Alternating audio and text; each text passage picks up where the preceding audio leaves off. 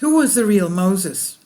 Let's remember that he was brought up as the adopted son of the daughter of Pharaoh, and he was also, according to the Old Testament, the prince of Ethiopia. He must have known a lot of the intricacies of Egypt and the secrets of their government. The hypothesis that the Egyptian crown prince Thutmoses could have been the real Moses is proposed by certain historians and researchers, but it's not widely accepted or supported by solid evidence. Could there be a potential connection between the Egyptian crown prince Thutmoses and the biblical figure of Moses? In the vast tapestry of ancient history, there are few stories and figures that captivate our curiosity. One such enigma is the identity of Moses, the legendary leader of the Hebrews who led them out of Egypt. But what if there is a secret connection between Moses and a forgotten Egyptian crown prince? Crown Prince Thutmoses, the rightful heir to the throne of ancient Egypt. According to historians, Thutmoses should have been the next in line after Amenhotep III, but instead someone else took charge, his younger brother Akhenaten. Thutmoses seemingly disappeared from the picture, leaving historians to assume that he died. Or did he? An astonishing inscription on the wine jar devoted to Akhenaten describes him as the true king's son, quote unquote. Now this sounds strangely reminiscent of the Moses and Ramesses II story, doesn't it? Let's dive deeper into the linguistic connections.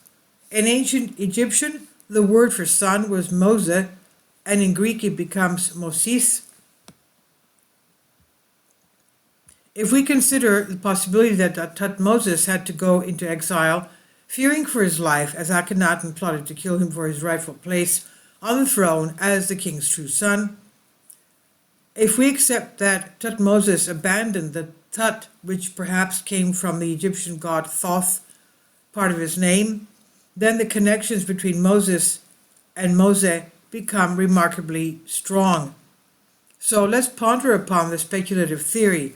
Could it be that the three main Abrahamic religions of our contemporary age, Judaism, Christianity, and Islam, are directly connected to the religious ideology of the mystery schools of ancient Egypt?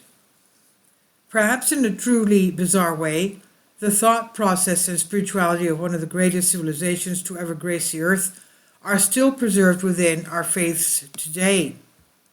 There is another theory that suggests an Egyptian priest Akhenaten, a priest of Akhenaten, may have been the real Moses. In his book Moses and Monotheism, Sigmund Freud proposed the idea that monotheism originated with Akhenaten.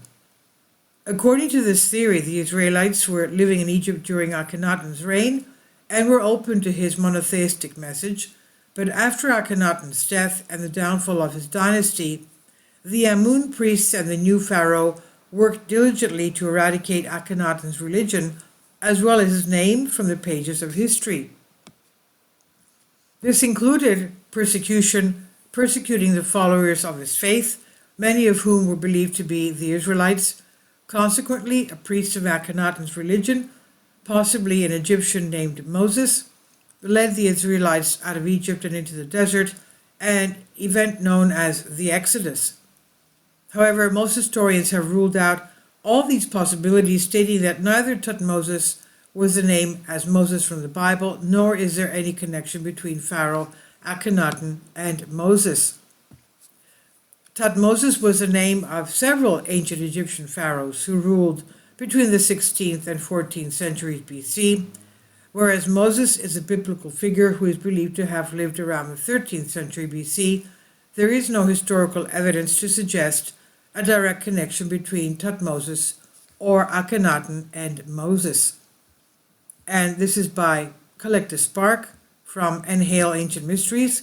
Please leave your comments and thank you for your support. Support my Patreon account. The daily posts are 5 videos daily, and they are totally different from what I have on my YouTube channel. Thank you so much for your support and that you find all my content so interesting. You'll find the Patreon account details in the description box below.